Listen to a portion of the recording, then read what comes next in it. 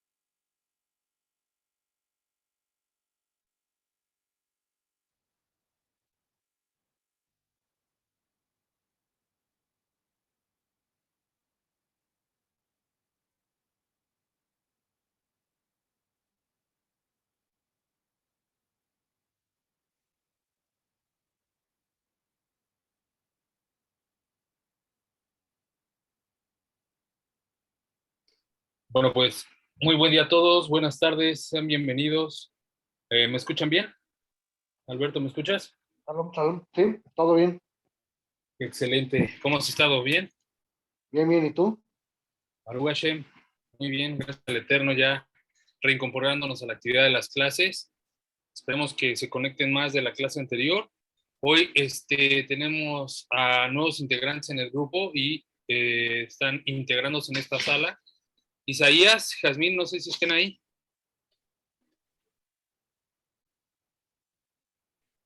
Creo que por ahí tenemos un tema con su micrófono. No se escuchan.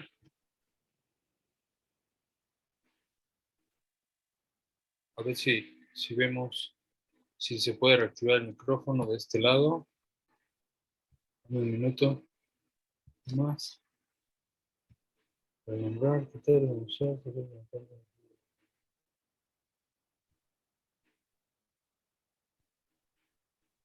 Ok, bueno, pues vamos a ver si lo pueden reactivar.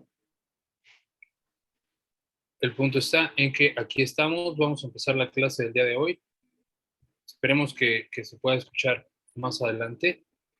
Alberto, ¿qué te ha parecido las clases de la Cuta del Hombre? Bastante bien, las hemos seguido todas y pues bueno, seguimos en conteo. Perfecto. Es una práctica bastante saludable. Estas semanas de la cuenta del Homer nos ayuda a rectificar algunos aspectos de nuestra vida, principalmente de nuestro carácter, de aprender a equilibrar aspectos que no meditamos en ellos de manera regular y que muchas veces los dejamos pasar, pero que son fundamentales para justamente desarrollar una vida monoteísta. De esto se trata la vida monoteísta, ¿no? De encontrar Claro. los equilibrios, de encontrar las partes fundamentales en armonía con nuestra sociedad, con nosotros mismos y con Dios, ¿no? Que eso es básicamente lo que se trata.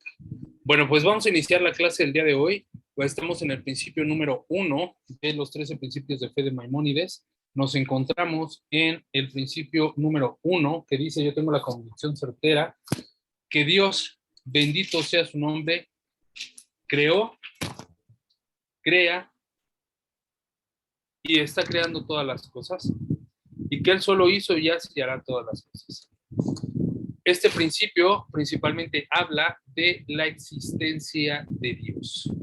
Este principio principalmente habla de la existencia de Dios. Y lo que hablábamos en la clase pasada, Alfredo, Alberto, perdón, si me puedes hacer un pequeño resumen, algo de lo que hayas anotado, de lo que se te haya quedado de la clase anterior.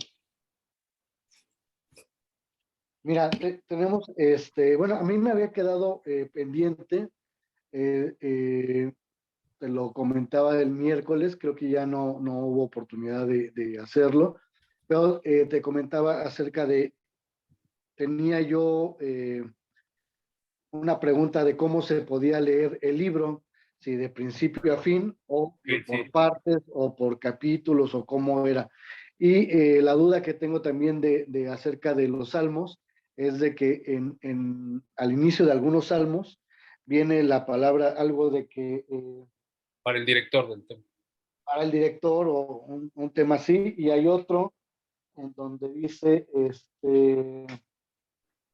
bueno, en esencia ese que para el director del coro, y aparte, bueno, yo creo que cada salmo eh, debe de tener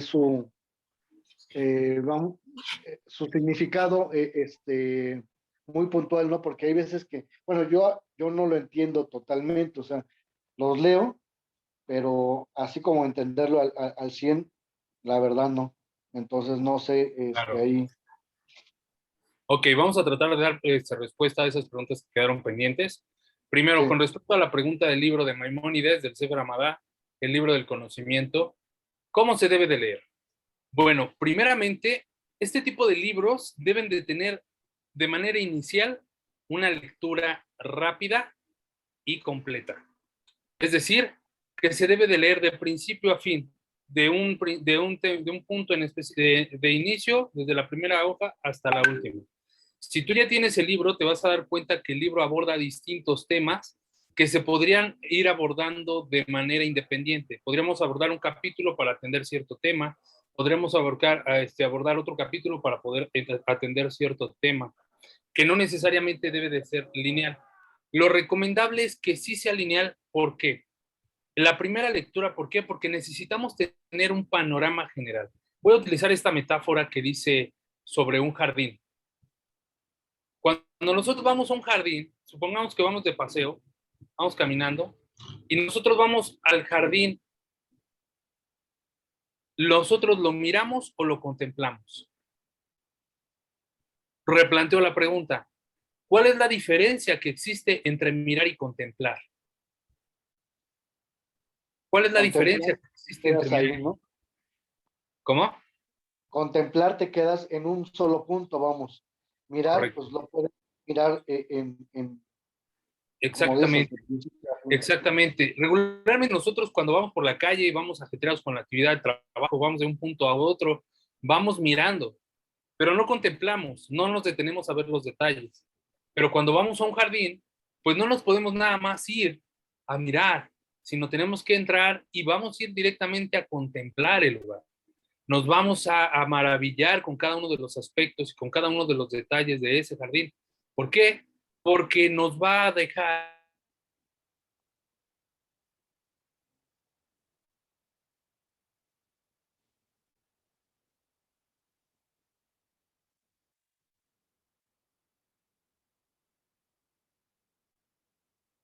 tiempo para poder observarlas de manera detallada. De la misma manera con el estudio de la Torá, cuando nosotros estamos comenzando un estudio, vamos a leer un libro, bueno, primero hacemos una lectura general, ¿no? Vamos a agarrar y vamos a dar una lectura general de corrido que nos va a permitir tener un panorama amplio. Y de ahí vamos a entrar al primer nivel de la interpretación o al nivel primer del conocimiento, que es el Peshat, es decir, la parte literal. Cuando leamos, nos va a dejar una enseñanza, la propia enseñanza o el propio mensaje que el texto marca que tiene, ¿no? Pero cuando ya entremos a la contemplación de los textos, vamos a tener que entrar a los comentarios propiamente de cada uno de las partes del texto. Si tú tienes el libro, te das cuenta que el libro trae una estructura, trae un texto, pero viene numerado y cada numeración hace referencia a un comentario en la parte de abajo, al calce de la hoja. Regularmente los libros de la Torá sí son, tienen alguna referencia que dan una explicación a el tema en particular. Por ejemplo, déjame ver si aquí yo tengo un libro que sea de esa manera. Aquí tengo el libro de Cábala para las Naciones. Aquí tengo yo este libro. Y en este libro, si yo lo abro, me voy a dar cuenta que en ciertos puntos encuentro un numeral, como en esta parte. En esta parte del texto, ahí hay un número 35. Okay. Ese número 35 me lleva a un comentario que se encuentra en la parte de notas. Aquí el libro, tiene, aquí el libro tiene notas. Y esas notas lo que van a hacer son comentarios específicos sobre lo que nos está diciendo el texto. Lo que hace es venirnos a ampliar la explicación de una manera más detallada. Por ejemplo, en este que agarré yo al azar, aquí viene el comentario de la nota 35 y si lo volteamos a ver, nos vamos a dar cuenta que ahí está una explicación en relación al texto. Por eso es importante que leamos primero de manera general y después nos vamos a la parte de los comentarios. Después le damos una segunda lectura, pero deteniéndonos en la parte de comentarios, porque de esa manera es como vamos a poder profundizar más sobre el texto, ¿no? Entonces, la respuesta inicial sería, sí, se puede leer de manera completa y corrida, pero después va a requerir de una segunda lectura para entrar en un nivel de profundidad más particular.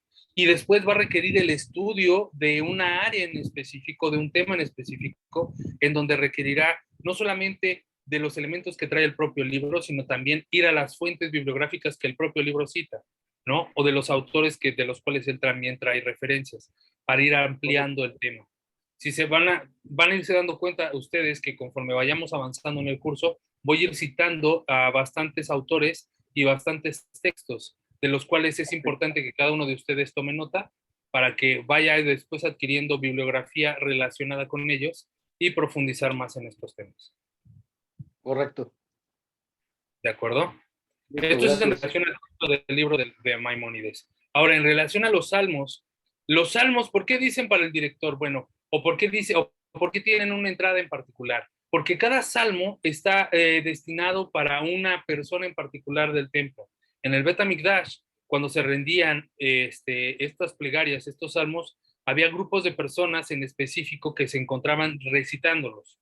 Cuando dice para el director del templo, es decir, esta es la parte que la va a dirigir el director del templo o el director del coro, o este es para el coro, o este es para el coro de las escaleras, porque también vas a encontrar textos que digan para el coro de las escaleras, porque había un coro en las escaleras. Cada salmo era para un grupo de personas en específico que cantaba esos salmos. Ahora, con respecto al tema del salmo, de los significados de cada uno de los salmos, por supuesto que tienen un significado oculto. Incluso las mismas letras en hebreo tienen códigos que son de gran elevación y que ayudan a rectificar de manera inconsciente algunos aspectos de nuestra alma.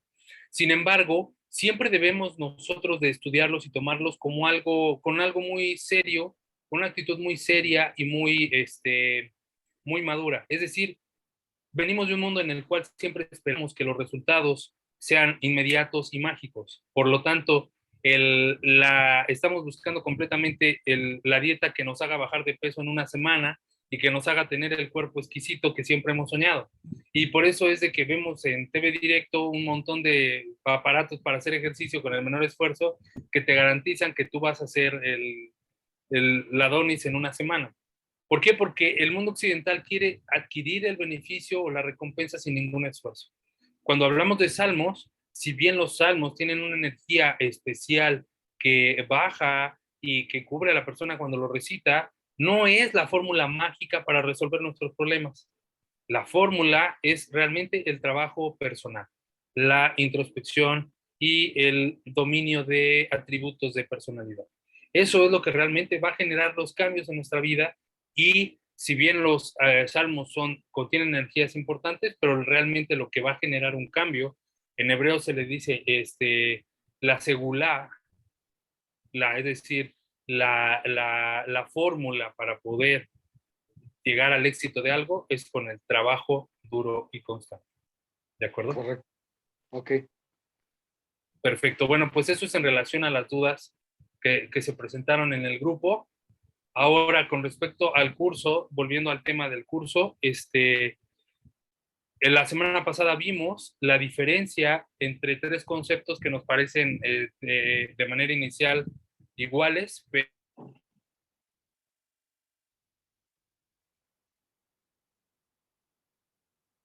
Se fue la señal.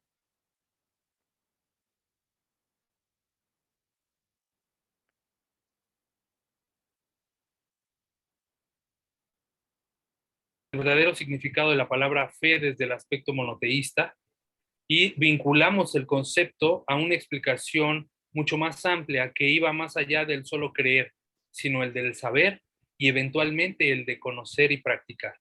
La palabra emuná no es como la mayoría de las personas piensan, que es una fe de creer. Yo creo porque quiero creer. No, en realidad la emuná es tener la convicción certera. ¿Qué es la convicción certera? Es no tener dudas de que las cosas son, porque así las hemos descubierto, porque así el mismo sistema llamado Dios, así la naturaleza y las formas divinas así lo manifiestan, y porque así, a partir de la observación y las preguntas, hemos nosotros deducido y adquirido esa certidumbre.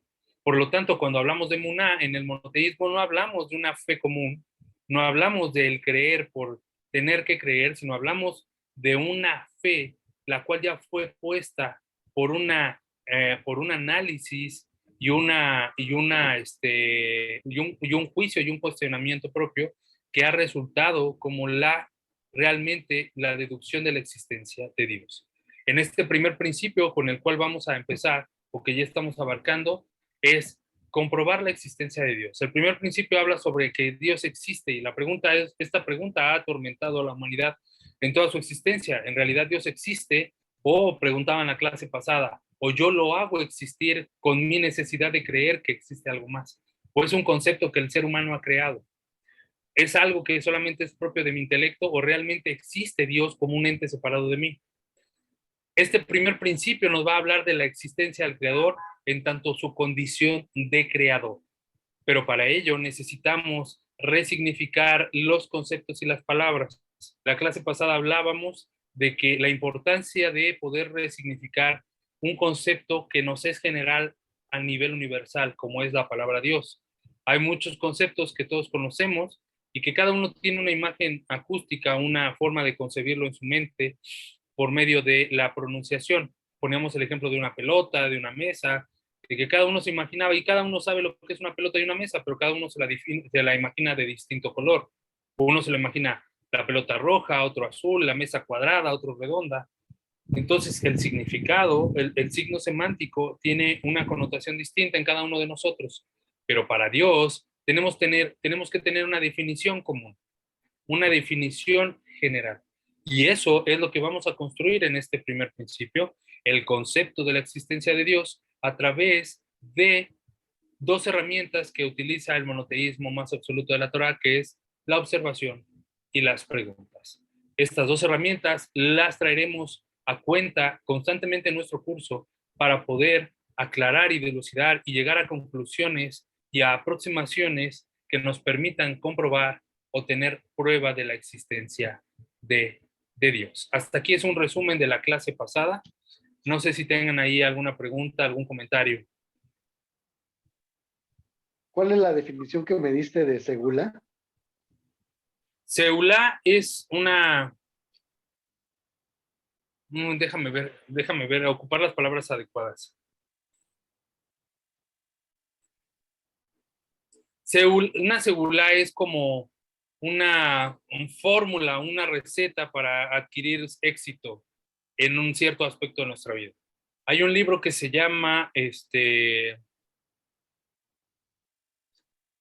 oh, Segulot y Tefilot, Segulot y Tefilot, y ese libro lo que hace es que te dice, si quieres tener éxito en los negocios, lee este salmo y haz esta meditación, o haz esto, o lee esto durante tanto tiempo.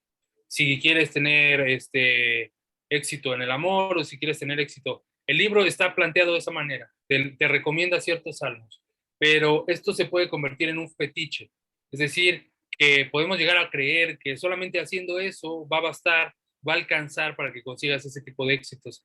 Y en realidad no es así. O sea, los mismos Jajamín, los mismos sabios de la Torah te dicen, la segulot más efectiva y eficiente, es decir, la receta más eficiente y efectiva para el éxito es el trabajo duro, el de todos Claro, los días, ¿no? Ese es infalible. Pero la gente siempre espera encontrar una fórmula mágica, un sortilegio, un código, un hechizo que venga y traiga esa prosperidad y esa alegría a su vida. Pero en realidad no es tan fácil. En realidad es un trabajo arduo de todos los días y los teilim, los salvos, son paliativos, son oraciones que ayudan a reforzar esos aspectos en los cuales uno tiene que mejorar, pero que no son la solución. La solución siempre va a ser el cambio de actitud de cada uno de nosotros. ¿De acuerdo?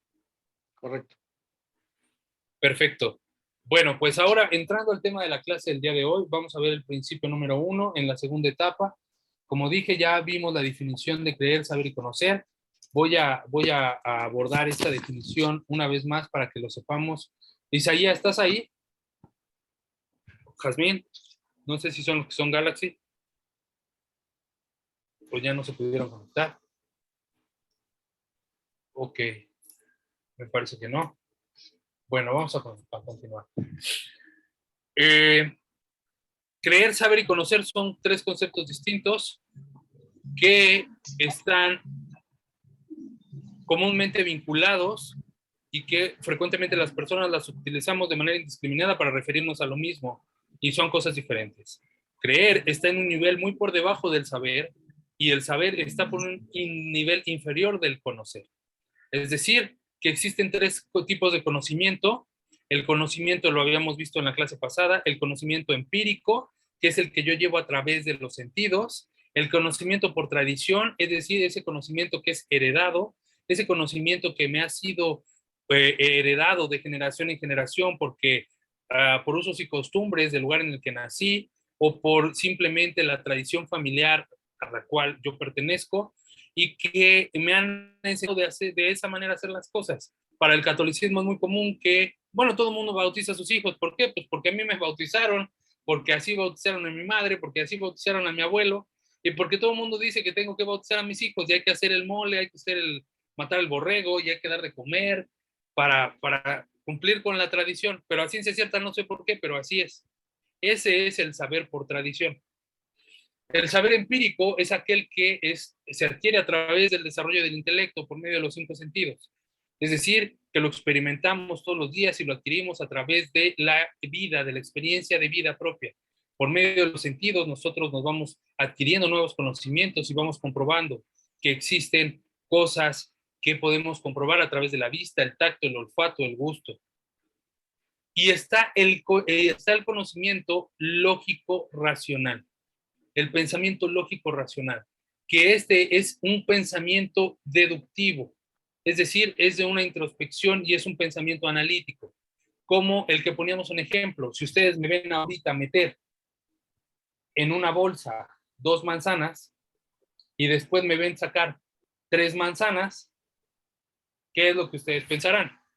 Jazmín, por ejemplo, ya que estás conectada, si tú me ves meter ahí 2 manzanas en una bolsa y después sacar 3 manzanas, ¿qué es lo que tu pensamiento te dice? ¿Qué hizo mal? No, eso no era. Esto no era lo que había que contestar. Ya lo habíamos ensayado. No, el pensamiento lógico evidentemente nos va a decir que había una manzana previa, ¿no? Porque las matemáticas nos dicen que 1 más 1 es 2. Nunca nos van a decir que 1 más 1 es 3. Nunca nos van a enseñar que 1 más 1 es 5. El pensamiento lógico nos va a decir, ya había una manzana dentro, y es por eso que sacó 3 manzanas. Ese pensamiento está por encima del de la tradición y está por encima del pensamiento empírico, del conocimiento empírico. ¿Por qué? Porque es un pensamiento analítico, es un pensamiento lógico. A ese nivel es al que llevar el conocimiento de Dios. A ese nivel es al que hay que llevar realmente la conciencia de la existencia de Dios. Y ese es el objetivo de este curso, que nosotros comprobemos a través de ese razonamiento la existencia de Dios por medio de un pensamiento analítico, por medio de un pensamiento lógico, por medio de la observación y las preguntas. Dicho esto, comencemos la clase en esta parte. La pregunta que nos hacemos el día de hoy es, ¿Dios existe? Unos dicen que sí y otros dicen que no. ¿Cómo podemos comprobar la existencia de Dios? ¿Cómo nosotros podemos, a través de nuestros recursos, comprobar que Dios existe? Para ello, vamos a recurrir a las herramientas monoteístas que son las que nos van a acompañar el resto de nuestra vida, la observación y las preguntas. Basta con que primero nos sentemos y meditemos un poco en esto. Observemos el mundo en su plano general. Demos un vistazo y recorrámoslo de manera imaginaria en todas sus partes. Si recorremos el mundo, como lo muestra Google Earth, en su mayoría hay agua, pero también tiene bastante tierra, ¿no? Pero también tiene una atmósfera. La pregunta que nos debemos de hacer es la siguiente. ¿El mundo es creado o existe por obra de la casualidad y de un evento contingente? ¿O es que existe algo que lo ha configurado y lo ha creado de tal manera que pueda ser funcional para que pueda continuar existiendo todo el tiempo?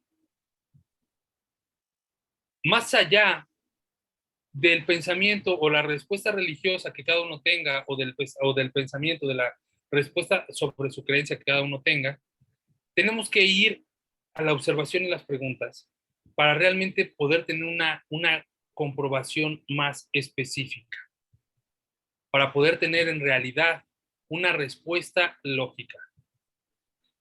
Para ello, vamos a observar un reloj. Todos conocemos un reloj, ¿no? Hay muchos tipos de relojes. Hay relojes de pared, hay relojes de mano, hay relojes digitales, hay relojes en el celular, hay relojes muy caros, hay relojes muy baratos.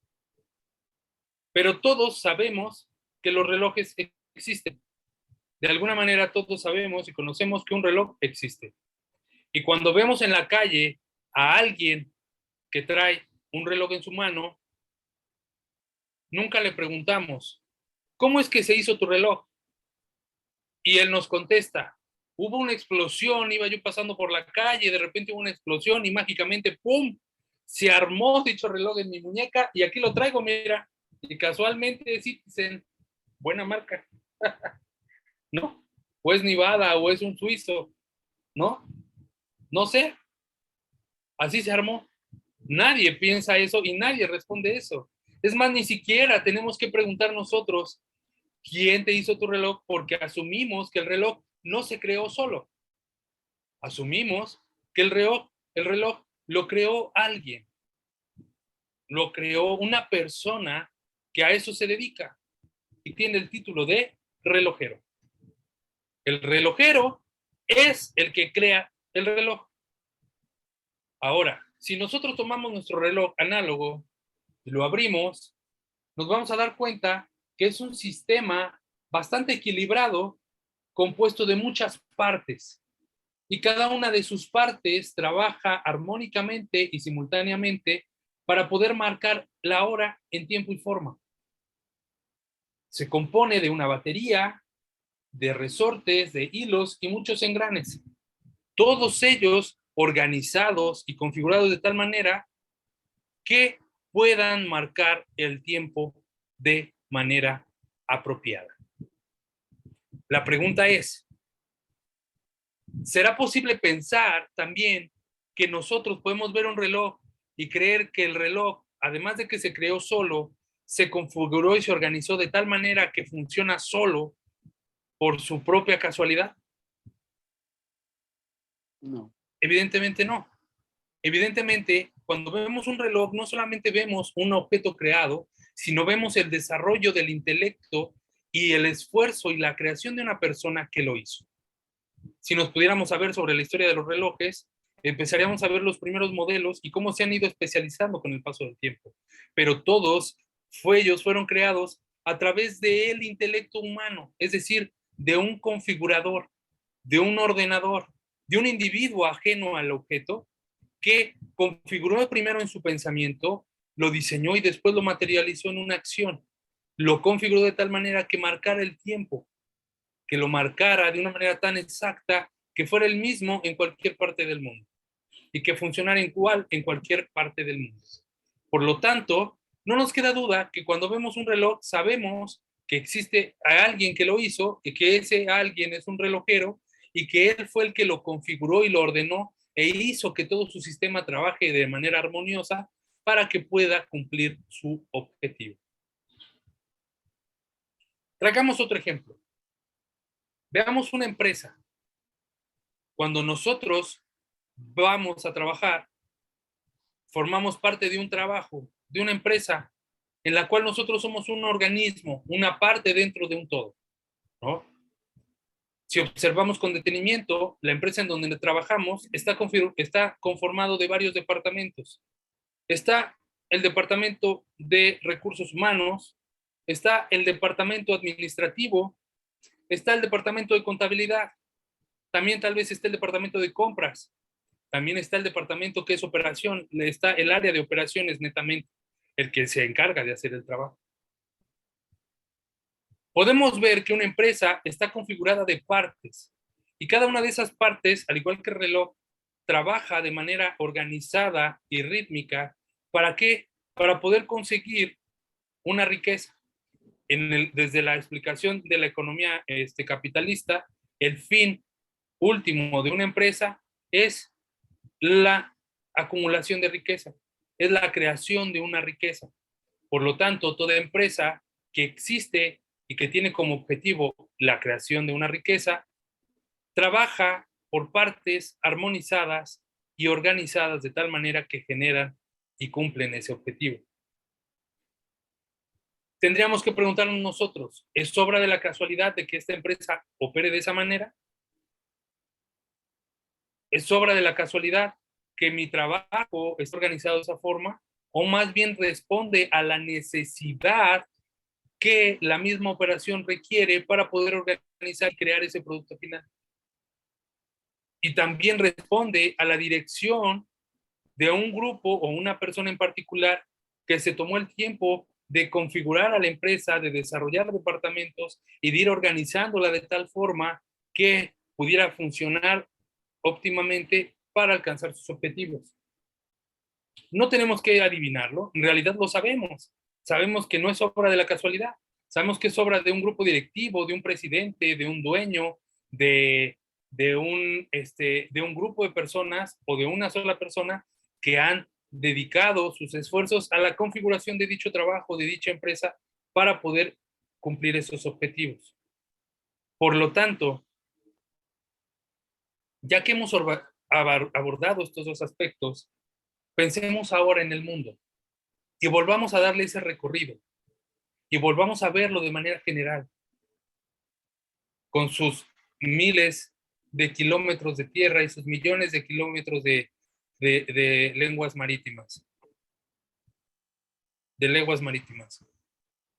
La pregunta ¿es obra de la casualidad que el mundo exista de esta manera?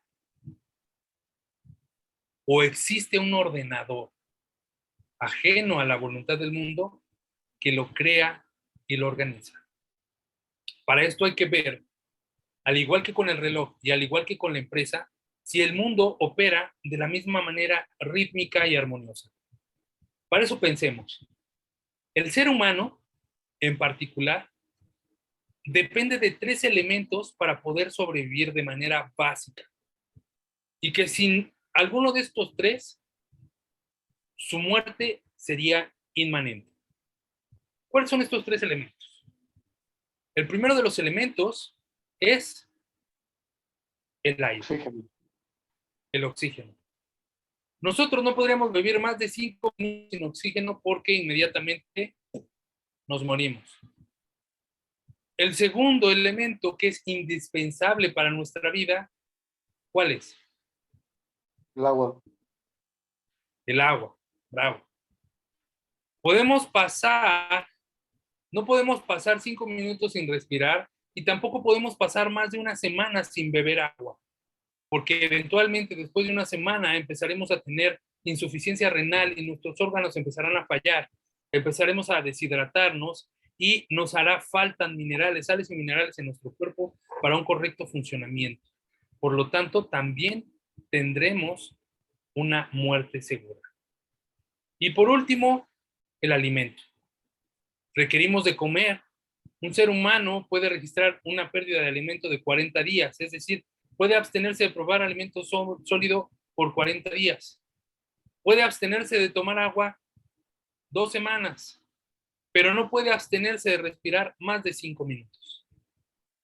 Si pensáramos en las necesidades esenciales del ser humano, estos 3 elementos son básicos para la existencia del hombre. Ahora veamos el mundo. Volvamos a dar ese recorrido y observémoslo. Si lo vemos de manera general, nos damos cuenta que el mundo está compuesto de tierra, pero 70% de él es agua. Es decir, que hay más tierra que agua. Hay más tierra que agua. Por lo tanto, hay más agua que alimento. Pero hay un elemento en más abundancia que el agua, que es el oxígeno. En el mundo existe más oxígeno que agua, existe más agua que tierra. Es decir, que los elementos existentes en este mundo se encuentran en la misma.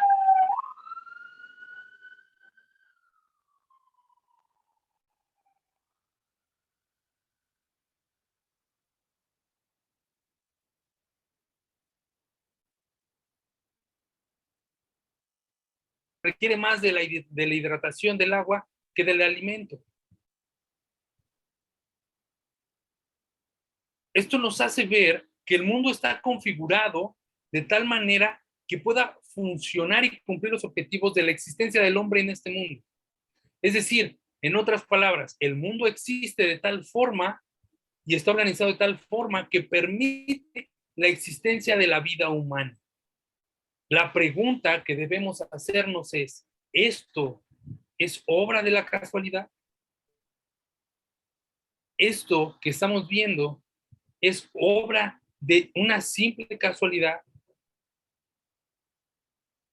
¿O es más bien la operación, la manifestación de la operación de un ordenador, de una mente, de un ser, de un intelecto superior que ordena y configura el mundo de tal manera que permita la existencia del hombre en este mundo?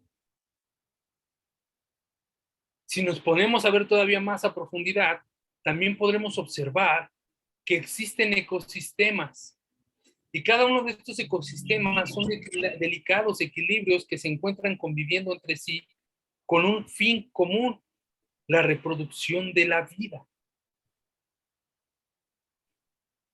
No hay un solo elemento en un ecosistema que sea perezoso o ocioso. Cada uno de él contribuye a un organismo, a una organización, a una empresa que tiene un objetivo en común. No es casualidad entonces que las plantas emitan oxígeno, que es el elemento que requiere el ser humano para poder vivir. Pero tampoco es casualidad que el ser humano emita dióxido de carbono. Y ese dióxido de carbono es el elemento que las mismas plantas y los árboles absorben y requieren para su funcionamiento. ¿Eso qué quiere decir? Que estamos conectados en este ecosistema de una manera más particular e íntima. No es casualidad que yo le provea del elemento principal a ese ser vivo, en este caso planta, árbol, que genera el oxígeno para que yo mismo pueda vivir. La pregunta ¿es obra de la casualidad? ¿Esto es solamente obra de una acción casual, de la explosión de un par de meteoros, de un par de planetas que tuvieron como consecuencia casual la creación de este mundo? ¿O es más bien la configuración, el ordenamiento de un intelecto superior ajeno a la creación que ordena y configura el mundo, que establece leyes que se repiten todo el tiempo, los cuales el ser humano los llama leyes naturales? Cualquier persona podría decir, eso es obra de la naturaleza, y en cierto nivel, en cierto grado de explicación, tiene razón, es obra del orden natural.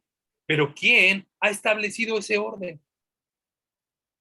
¿A quién le tenemos que deber el establecimiento de esas leyes? ¿Por qué los árboles dan manzanas y no dan bebés? ¿Por qué los árboles no dan a lo mejor perros? ¿No? ¿Por qué no reproducimos los seres humanos como nos reproducimos? ¿Por qué no cambia eso? ¿Por qué el orden, por qué eso que nosotros consideramos ley natural no es más que la manifestación de la voluntad de ese ser ordenador, creador y conductor del mundo, manifestándose todos los días, recreando la creación? Estos ejemplos nos tienen que llevar al pensamiento lógico racional. ¿Dios existe? Veamos otros ejemplos. Pensemos en el cuerpo humano. El cuerpo humano está compuesto de muchas partes. Muchas de ellas son músculos. Un músculo con una actividad física eventualmente se desgasta y se cansa y requerirá de un tiempo de paz y de relajación para reponer fuerzas y para poder volver a funcionar de manera constante. Si nosotros salimos a correr todas las mañanas, sufrimos un desgaste en el cuerpo. Llega un punto en que nuestro mismo cuerpo nos pide un descanso. ¿Por qué? Porque no podemos mantener ese mismo ritmo. Habrá personas que tengan mayor resistencia, habrá personas que tengan menor resistencia, pero en realidad, al final del día, todos requieren de un descanso. ¿Por qué? Porque el músculo se desgasta. Es decir, el músculo se tiene que detener para reponerse. Nosotros estamos conscientes que el cuerpo va hacia donde la mente lo manda. Nosotros somos los que dirigimos al cuerpo y decimos qué vamos a hacer, hacia dónde vamos, hacia dónde caminamos. El cerebro, el intelecto le da el movimiento a los pies, ¿no? Y también le da el descanso y la paz. Pero observemos todavía más a profundidad. Existe un músculo en el cuerpo humano que desde que se crea y nace, no deja de moverse. Corazón. El corazón. Ese músculo en el cuerpo humano, llamado corazón, es un músculo que no tiene descanso. Es un músculo que se mueve constantemente a todas horas. Todavía más importante es un músculo ajeno al movimiento consciente de mi voluntad. Es decir, yo no estoy pensando todo el tiempo, corazón late, corazón late, corazón late. No le estoy diciendo al corazón que lata. Es un movimiento involuntario, es decir, fuera de mi conciencia, que el corazón realiza. Y lo hace no solamente cuando estoy despierto, sino también lo hace cuando estoy dormido. Cuando mi conciencia se desconecta de esta realidad, cuando mi cuerpo se desvanece completamente, cuando todos los músculos están en cero movimiento, en punto muerto, el corazón y los pulmones continúan moviéndose increíblemente. ¿Por qué se mueven? ¿Por qué no tengo yo la voluntad de detenerlos? ¿Por qué no tengo la fuerza o la capacidad de detenerlos, de detener mi corazón? ¿Qué es esa fuerza ajena a mi voluntad que hace que el corazón lata y que todavía que ese músculo no se desgaste? ¿Por qué, siendo un músculo, no cumple la condición de todos los demás, que se deteriora y se desgasta y que eventualmente requiere de un cese, requiere de parar? No cabe duda que esta debe de ser la consecuencia de una voluntad ajena a mi persona, de una fuerza añadida a mí que no puedo yo controlar directamente, que es ajena a mi voluntad y que opera de manera individual esa parte de mi cuerpo. Es un insuflo de vida constante que si fuera retirada de mi cuerpo, dejaría de latir. Lo vemos con un cuerpo muerto. ¿Cuál es la diferencia entre un cuerpo vivo y un cuerpo muerto? Que el corazón ha dejado de latir. Si el corazón deja de latir, el cuerpo muere. Pero ¿qué es realmente que el corazón deje de latir? Es extraer esa esencia, esa sustancia de vida primaria, esencial del cuerpo, retirarla del cuerpo y que extraiga ese hálito de vida. Y que por eso el corazón deje de latir. En realidad, yo tengo la capacidad de crear ese tipo de sustancia y colocarla en un ser con vida. El ser humano ha desarrollado inteligencia artificial, ha desarrollado una inteligencia artificial tan maravillosa que resuelve problemas. Las máquinas ya pueden llegar a resolver problemas de ética y moral como los seres humanos. Pero sin embargo, aunque pudieran tener imagen y apariencia al ser humano y expresarse muy parecidamente a él, no dejarán de ser objetos que no tienen esa esencia de vida, que no tienen esa sustancia, la cual el ser humano no tiene la capacidad de colocar, de implantar, de trasplantar, de inyectar. No tiene esa capacidad a ese nivel.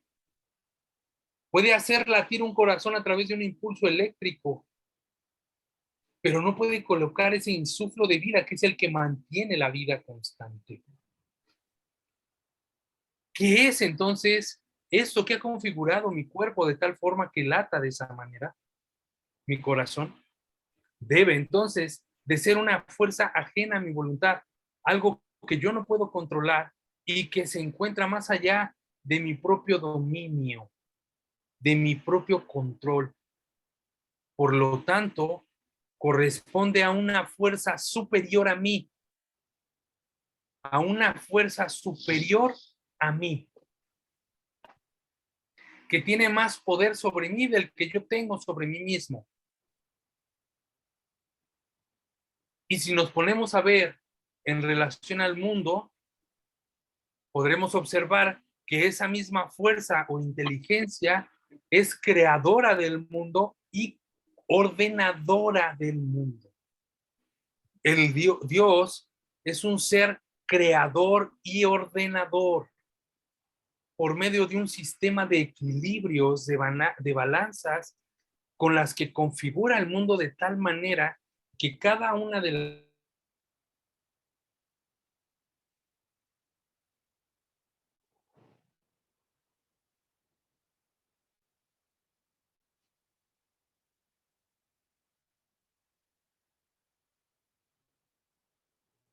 estas observaciones nos traen a traer en cuenta que debe de existir algo, una fuerza superior, que no es obra de la casualidad, que configura al mundo de tal suerte que funcione de esta manera. Tiene que haber una existencia superior a la existencia misma que la organiza y la configura. Es decir, algo que se encuentre por encima y afuera de él, que lo controla y lo dirija, que lo crea y lo conduce, que lo crea y lo conduce. Además de que lo sostiene. El planeta es una esfera suspendida en el vacío. El planeta es una esfera suspendida en el vacío. ¿Qué es lo que lo sostiene? ¿Qué es lo que lo mantiene a flote? ¿Por qué no nos precipitamos hacia el suelo? ¿Por qué no nos precipitamos en una caída hacia arriba o hacia abajo? Y no cabe duda que debe de haber una fuerza superior a su propia voluntad que la mantiene en existencia y en sostenimiento. Por eso Dios no solamente es creador y conductor, sino también es sostenedor de todo lo que existe. Porque a través, así como el cuerpo humano influja constantemente su hálito de vida en nosotros y nunca se desprende de nosotros, porque de hacerlo dejaríamos de existir, de la misma manera el mundo entero recibe ese influjo de vida, ese influjo divino que lo mantiene en existencia constante, que lo mantiene en una conexión constante con el Creador. Y por eso lo convierte en sostenedor del mundo. Porque si su influjo divino se retirara, sería la precipitación del mundo a la nada, al ex nihilo.